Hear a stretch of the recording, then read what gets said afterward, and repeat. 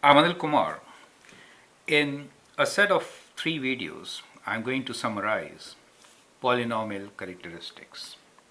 In this particular video, we'll talk about quintic polynomial function. Quintic basically means a polynomial with degree 5, correct? Quintic is for degree 5.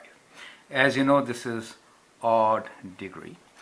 And since it is odd degree polynomial, most of the characteristics which we discuss here will be applicable to all odd degree polynomials, right? Now let's begin by sketching some quintic polynomials and then we will learn about them. So let me start sketching on one side, let us say this side, and we'll write the properties on the left side. The basic quintic function is x to the power of 5, right? So when we say x to the power of 5, it will kind of look like a cubic function with flat portion like this going upwards. That is our first function, which let me write as a parent function, f of x equals to x to the power of 5, degree 5. Now it has 1, 0, and you can see this kind of a flat thing here. X-axis at this point is tangent to the graph and the graph crosses the x-axis, right? So that is kind of a typical characteristic of odd degree polynomial. Rather, I should say here odd degree 0. Now this 0 here, actually this 0 here, so we'll say 0,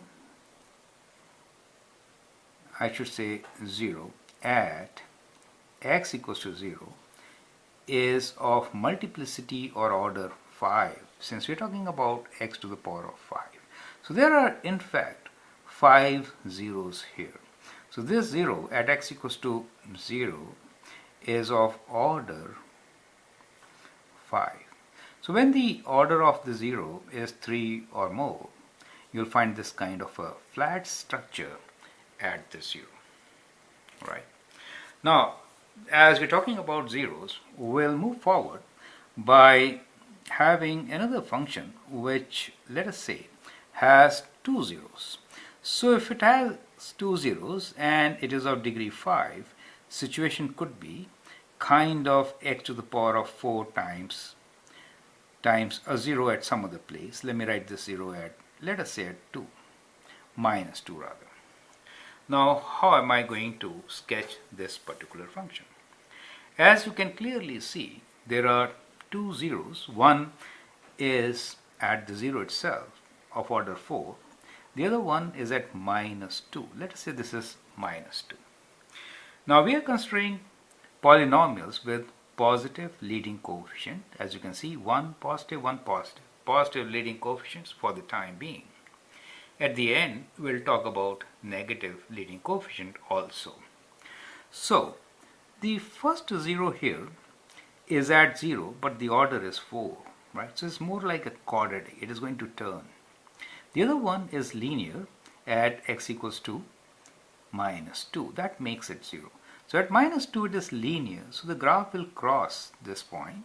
So when you are starting from quadrant 3 and going to quadrant 4, which all odd degree polynomials with positive leading coefficient will go, right? So what we learned here is that if leading coefficient an is positive, right, then the behavior, the end behavior is that it moves from quadrant 3 to quadrant 1, correct? Now let us see what happens when I have 2 zeros, one of order 4, the other one linear. In that case, the graph will cross, but on this 0, it has to turn like a parabola, but slightly more flatter. Do you get the point, right?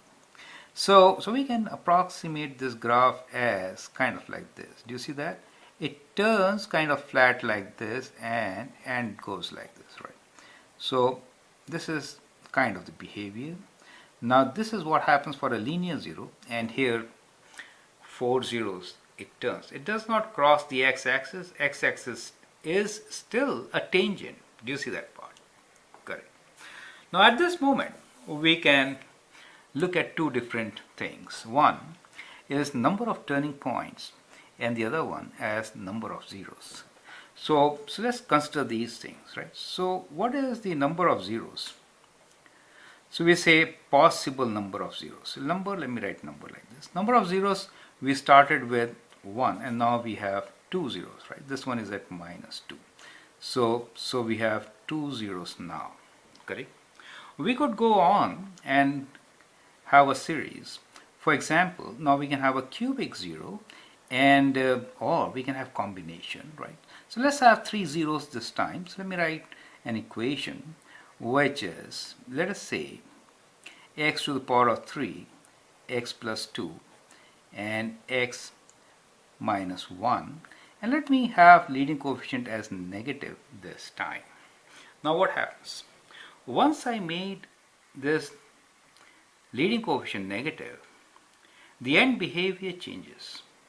This time the quadrant from where the graph moves will be 2, right? It gets reflected. So this time it will be from quadrant 2, and always odd degree polynomials will land up in the opposite ends. So it will move from 2 to quadrant 4, okay? So the first two with positive leading coefficients move from 3 to 1. When the leading coefficient is negative, it is from 2 to 4, right? So these are our quadrants. Let me write down quadrants 1, 2, 3 and 4. Okay, let us sketch this one now. So we have a 0 this time, cubic 0 at this point, right? And then we have 1 at -2, okay, which we purposely kept at the same point. And then we also have 1 at 1. This one is cubic for us, but these two are linear. So the graph will actually cross here. Do you see that? And in this case it kind of moves like a cubic function, and then it will move like this same way, and then it will kind of turn. Do you see that? So this graph moves from quadrant 2 to quadrant 4, correct? So that is how the graph end behavior will be when the leading coefficient becomes negative, right? Now at this time what we notice that the number of zeros will be 3, correct? Well, we could have a quartic function with 4 zeros also, right? So, and maximum we can have a quartic function with 5 zeros, right? That is the maximum. So let me take one example again with a negative leading coefficient and 4 zeros this time. So in that case what I will do is now move my graph slightly more to the right side so that we don't mess this up, right? So that much, okay. So I'll take zeros on the right side more this time, and let me use negative leading coefficient. So let's start with zeros on the right side of 0, and let's keep 1 at the origin. So x 1 0. Single zeros is kind of a linear, so it is going from quadrant 2, just crossing with a straight line. And let's say the other zeros for us are at 2, and then we have at 4. So we have 1 2 3. To make it 5, we can have another 0, let us say at 6. So we have 1 2 3 4, but we need 5. So let me square one of them. So that becomes Quintic equation, and let's try to sketch this one this time. Now in this particular case, what really happens is that we have zeros at x equals to 0. So this is the very first 0. End behavior, since it is negative, we are moving from quadrant 2. So we start from here and kind of cross, right, like this. Okay. Then the 0 is at +2. So let us say this is the 0 at +2. It will cross this 0 at +2. Then we have 0 at 4. Now 0 at 4 is quadratic, so it will not cross, but x-axis will be a tangent. Do you see that? And then a 0 at 6, it will kind to cross like a line. Do you see that? That is how you can sketch the quintic functions very easily. Rather, any polynomial with given zeros can be sketched, correct? So that becomes the graph of this particular function. Now I could move on and write down another equation where the quintic function will have 5 zeros, right? That means if the leading coefficient is negative for me, that means kind of crossing the x-axis 5 times and ending in opposite corners on the quadrant. So what we note here is that the number of zeros could be from 1, 2, 3, it could be 4 or even 5. Now let's look into number of turning points, right? Number of turning points. Let us take leading coefficient positive, then we are moving from quadrant 3 to 1, right? So you can go straight without crossing. So that means no turning point. So 0 is minimum number of turning point. You can move from 3 to 1 straight without crossing, right? Kind of we did x to the power of 5. This is not a turning point. Do you see that? The graph never reverses its direction. Okay. Or what happens when you turn once? Let's now look into this graph. If it turns 1, then it is going towards quadrant 4. Now to move towards quadrant 1, we have to turn again.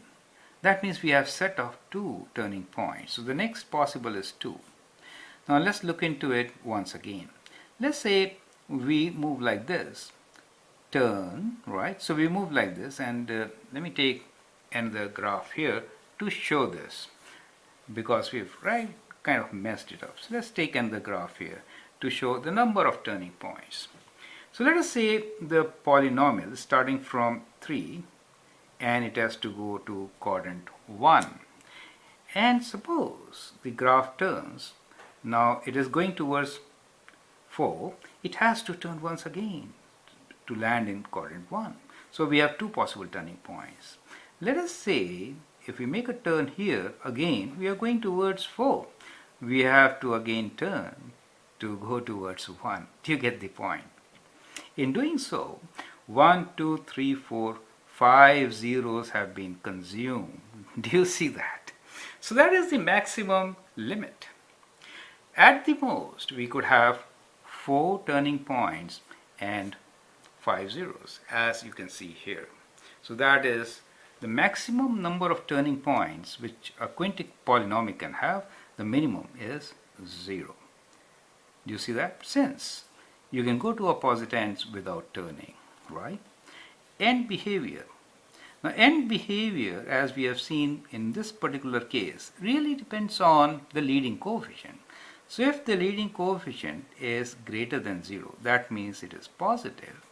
In that case, when x approaches negative infinity, y approaches negative infinity, and when x approaches positive infinity, y approaches positive infinity, as we saw in the first 2 graphs.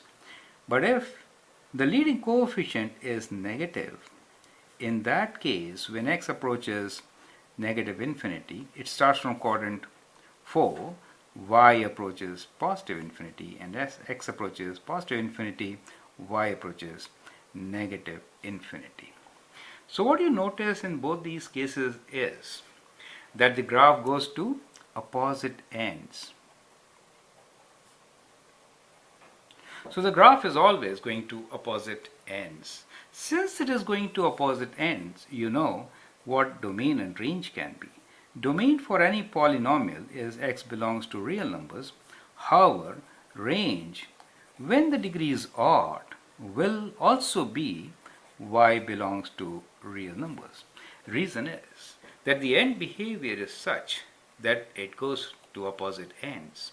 With this, I hope you understand most of the characteristics of odd degree polynomials.